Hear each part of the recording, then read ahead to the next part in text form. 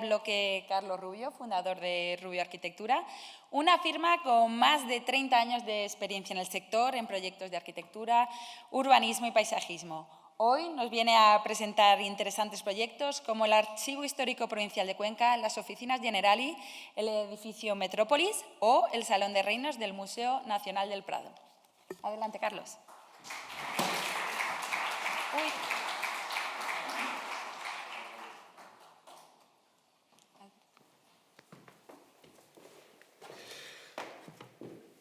Bueno, buenos días y muchas gracias por estar aquí y poder hablar de rehabilitación, ¿no? Voy a contar, como se ha comentado, cuatro propuestas, 4 proyectos, 2 que se hicieron ya hace tiempo y otros 2 que están en ejecución en este momento, ¿no? Para empezar, brevemente contar el Archivo Histórico Provincial de Cuenca, que fue el primer proyecto de rehabilitación de un edificio histórico en el que nos enfrentamos, en ese caso, Enrique Álvarez Sala y yo, pues hace ya, no sé, en el año 80, o sea que recientemente tú has contado con 27 años, esto pues, más o menos, empezamos con este proyecto por encargo del Ministerio de Cultura. Bueno, lo primero que hicimos luego fue redibujar el edificio casi piedra por piedra. Era un edificio que era una auténtica ruina, había sido cárcel de la Inquisición. En la Guerra de Independencia quedó volado en su corazón. Algunas partes se utilizaron como cárcel civil después de la Guerra Civil. Y finalmente, pues el Ministerio de Cultura nos encarga la reconstrucción y rehabilitación de ese espacio. Había mucho que reconstruir. Bueno, simplemente estas imágenes. Y la sorpresa, este es el interior. La sorpresa es que al cabo de 25 o 30 años nos dan el premio al mejor edificio rehabilitado en la Comunidad de Castilla-La Mancha, cuando las comunidades empiezan desde el año de la Constitución, se establecen las comunidades y al cabo de 25 años nos llaman y nos dicen que nos han dado ese premio. Bueno, es una curiosidad, pero un edificio ya acabado, pero para ver que no solo, como ya se ha comentado, no solo la rehabilitación es rehabilitar edificios históricos, sino edificios recientes de alguna manera.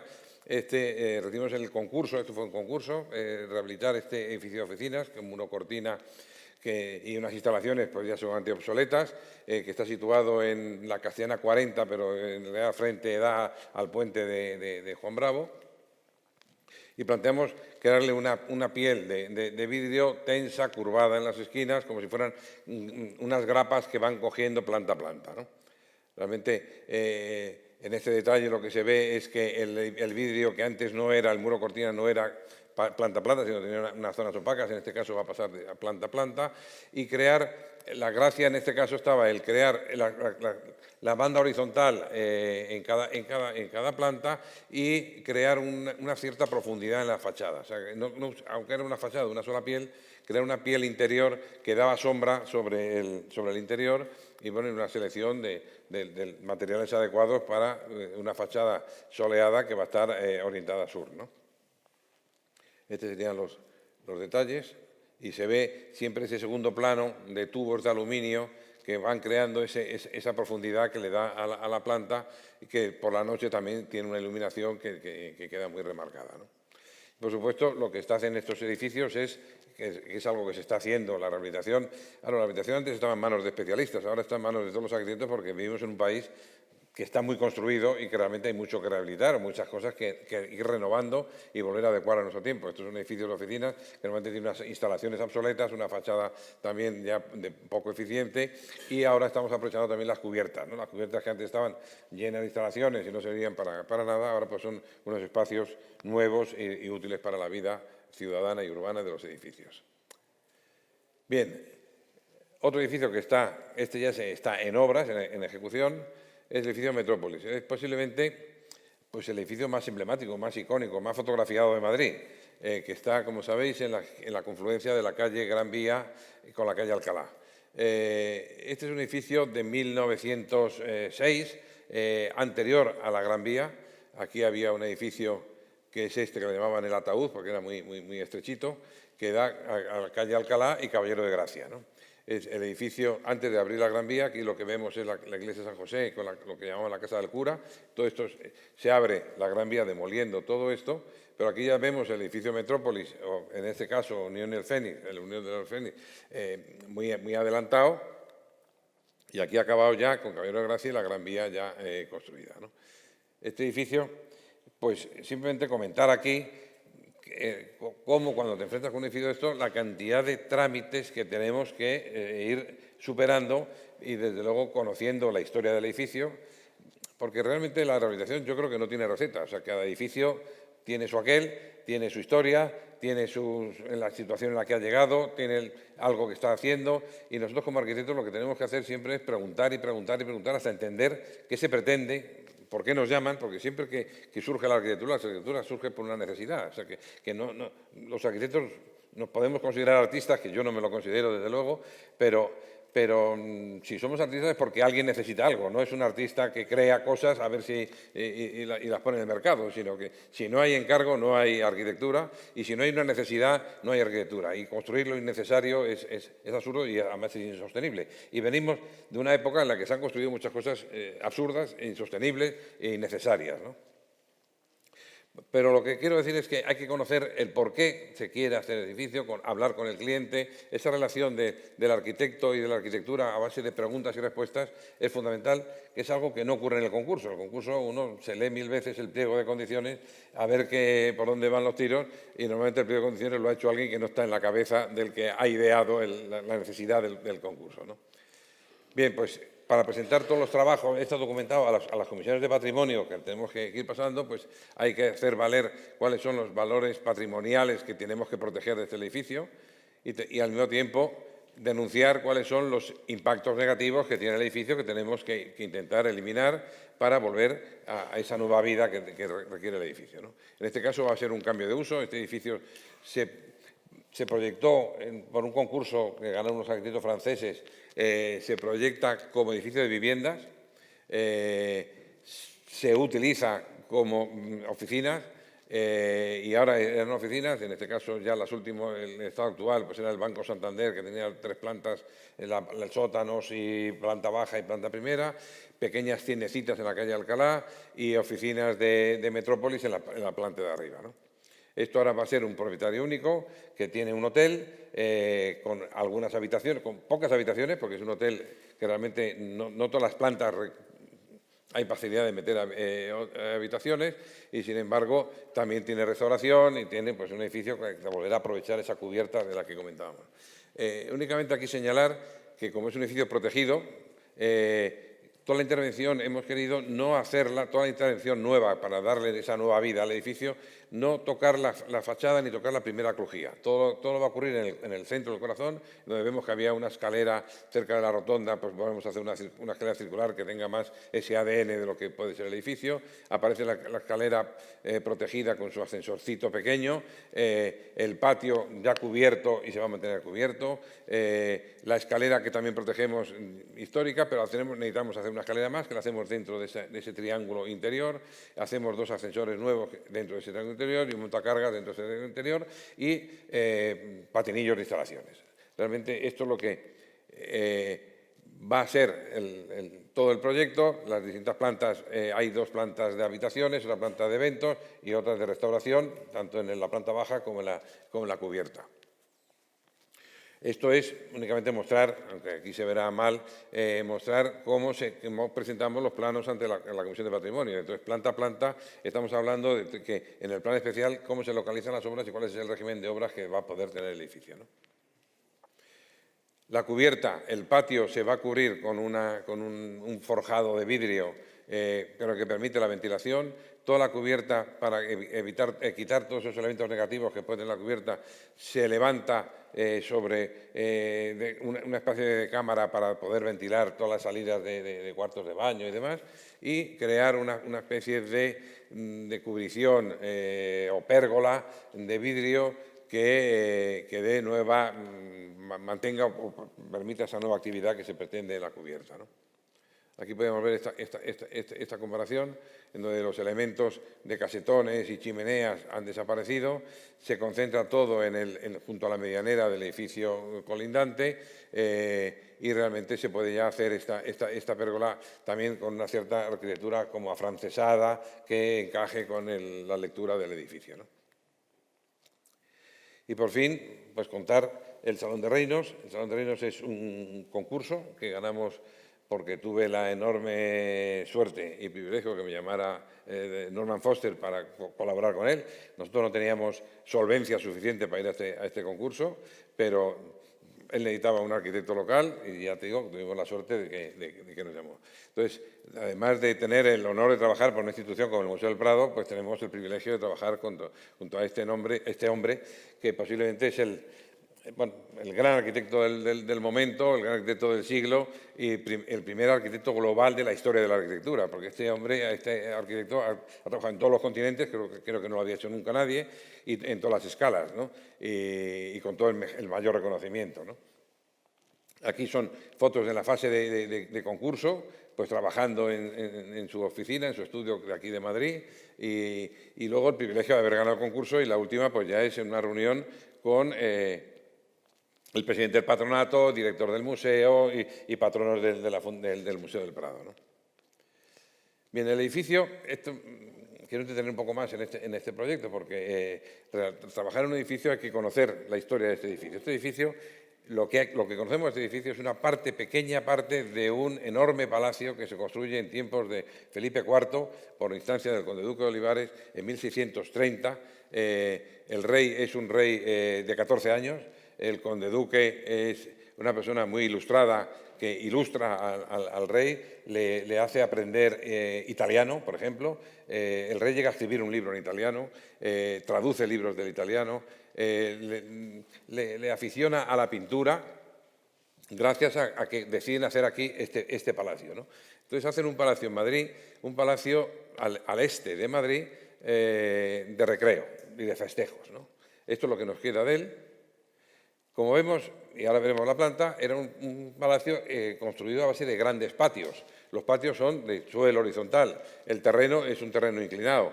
Cuando después de la Gran Independencia el edificio queda como queda y ya no se vuelve a reconstruir y se hace una ciudad, o sea, se hace este barrio, el barrio de los Jerónimos, el barrio es inclinado. Con lo cual, este edificio, que es el que se salva de alguna manera con la iglesia de los Jerónimos y el casón del Buen Retiro, que era el salón de baile de este palacio, pues necesita un podio, que es este que vemos aquí, para mantener la cota cero de este edificio, ¿no? Para que veáis un poco este plano, se ve de Giuseppe Leonardo, que ahora está en la Galería de las Colecciones Reales. Vemos la iglesia de los Jerónimos, el gran patio cuadrado central, el salón de reinos, que era la parte fundamental y principal de este palacio, y el gran patio de funciones, y no se ve ni un teatro, y se ve de mala manera el casón del Buen Retiro.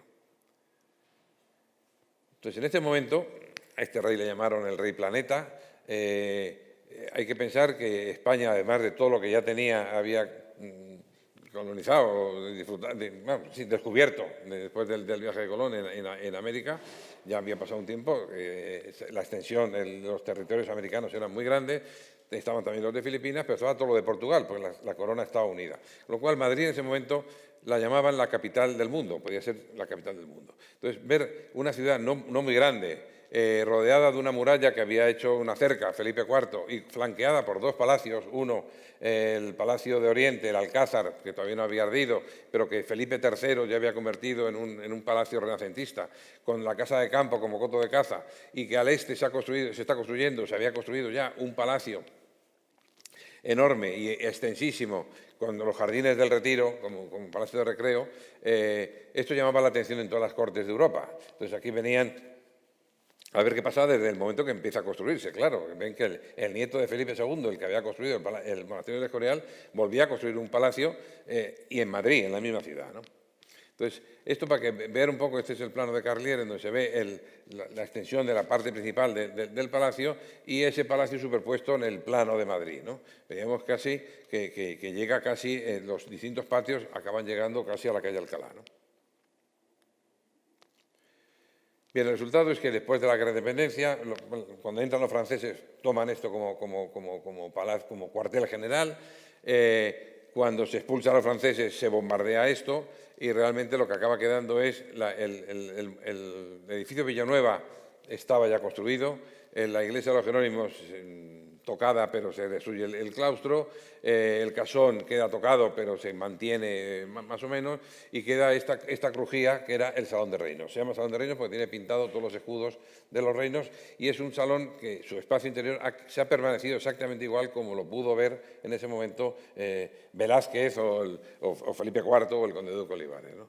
Y que tiene esa condición de un edificio que está atravesado. Todos los restos en la nueva trama de la ciudad han quedado como edificios exentos, aislados. Uno es el casón y este es el Salón de Reinos. Como vemos, además, está como atravesado en la trama, ¿no? Esto nos dio unas claves para la propuesta del concurso, ¿no?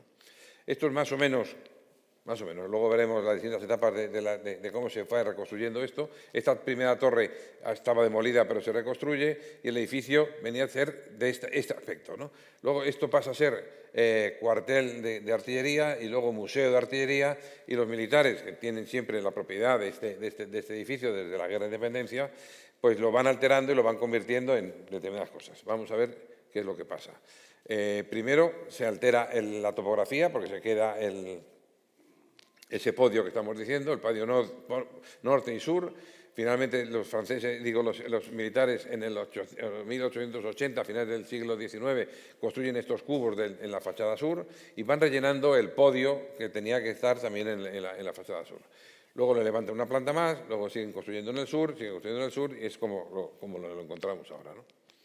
Entonces, en este dibujo, ya de la propuesta de concurso y de la mano de Norman Foster, lo que está explicando es, en el primer dibujo vemos la sección actual, Salón de Reinos, la planta levantada sobre la antigua cubierta por los militares, que ya como museo también del ejército en este momento, y vemos que toda la zona sur se había construido. La propuesta es demoler todos los añadidos del sur y convertirlo en una logia que soporte una gran cubierta, que sería una gran sala y una gran cubierta. Entonces, yo creo que la lección que yo saqué de aquí, de lo que un genio como Norman Foster planteaba, es no resistirse a la tentación de ir al origen. O sea, vamos a rehabilitar un edificio, vamos a ver cómo era en el origen y vamos a intentar que el edificio vuelva al origen, sino que el edificio, la historia ha ido dejando una serie de páginas escritas a lo largo del tiempo en nuestra historia. Y no podemos eliminar todas y volver al origen y decir, todo esto no ha pasado. No, todo esto ha pasado y todo esto ha ido dejando determinadas huellas. Es verdad que tenemos que hacer una selección de todas aquellas, pero esto es así, ¿no? Entonces, realmente, yo creo que él, lo que me enseñó a mí en ese momento es cómo atiende a un cliente, y cómo el cliente es un cliente poliédrico, es decir, no es un solo cliente. El cliente en este caso es, pues, el patrimonio, es un cliente, y vamos a enseñarle cómo era la fachada, exactamente la fachada que diseñaron y que se construyó en tiempos de Felipe IV, que es la fachada sur, que ahora está tapada por todos estos añadidos. Quitamos los añadidos, vamos a descubrirla, vamos a reconstruirla y restaurarla, lo que nos va apareciendo de esa fachada. Por otro lado, atiende a la ciudad. La ciudad gana que el edificio se va a poder atravesar. Ahora en el Museo del Prado hay que sacar un billete para poder tomar un café o comprar un libro. Va a ser un espacio abierto a la calle va a poder pasar por allí, va a poder tener una cafetería y una tienda abierta a la calle. Con lo cual, y además cede espacio público a través de este atrio, de este gran espacio situado al sur, que de alguna manera habla del nuevo campus del Prado, de donde ya cada vez hay más edificios ligados a la institución. Y al Museo del Prado le da una gran sala, la mayor sala que va a tener Madrid, diáfana, de gran altura, para hacer exposiciones temporales o lo que necesita hacer el Prado. Con lo cual, esa forma de atender al patrimonio, atender a la ciudad y atender al cliente, pues yo creo que es algo que yo pude aprender de todo esto, ¿no? Aquí vemos una imagen de lo que hay ahora y de la propuesta. Aquí vamos a tener, como hay una pequeña cafetería ligada al museo, tendrá ahora dos terrazas, una al sur y una de verano y otra de invierno, que van a estar activas. Si vemos la planta, lo que vemos la planta es que es un edificio absolutamente simétrico. Entonces, esa simetría hemos querido que está ligada como al ADN del edificio siga presente. O sea, que tanto se ha creado un núcleo de comunicaciones con escalera y ascensores en la derecha y otro núcleo exactamente igual y simétrico en la izquierda. El edificio por el centro se va a poder cruzar, se puede recibir información en ese centro, incluso información que queremos que se cuente cómo es la historia de este edificio, porque en Madrid, o muchos madrileños, no conocen la historia de este edificio, piensan que es un edificio que estaba allí y que ha sido así toda la vida. Contar un poco, con una maqueta o con un plano, contar cómo era Madrid en 1630, cómo pesaban estos dos palacios flanqueando la ciudad y las consecuencias que esto pudo tener. Porque este edificio es el origen de las colecciones reales prácticamente que hoy es el Museo del Prado. Porque Felipe IV da una orden de que no se desvista, decía en el texto, no se desvista ninguno de los edificios que tuviera ya la corona. Es decir, no se pueden traer cuadros de esos edificios a este edificio, sino que hay que encargar cuadros nuevos para este edificio. Entonces, todo se encarga nuevo para este edificio, con lo cual se encargan tapices, se encargan cuadros, se compran cuadros por toda Europa. En ese momento cae la cabeza del rey Carlos en Inglaterra y los agentes españoles viajan a Londres a comprar toda la colección de cuadros que se podía comprar en Inglaterra. A Velázquez lo mandan a Italia a comprar cuadros. Se encargan a grandes pintores cuadros que no habían pintado nunca porque no se pintaba entonces paisaje de gran formato. Y entonces aquí se hace una galería de paisajes de gran formato. Todo eso pasa a ser luego lo que es ahora la colección del Museo del Prado, ¿no? Bueno, pues esta simetría que vemos aquí tendrían hacia la derecha, va a ser la zona de acceso, donde está el control de seguridad, de tornos y arcos de seguridad, está la guardería, el guardarropa, los audioguías, y ya se pasaría hacia la escalera.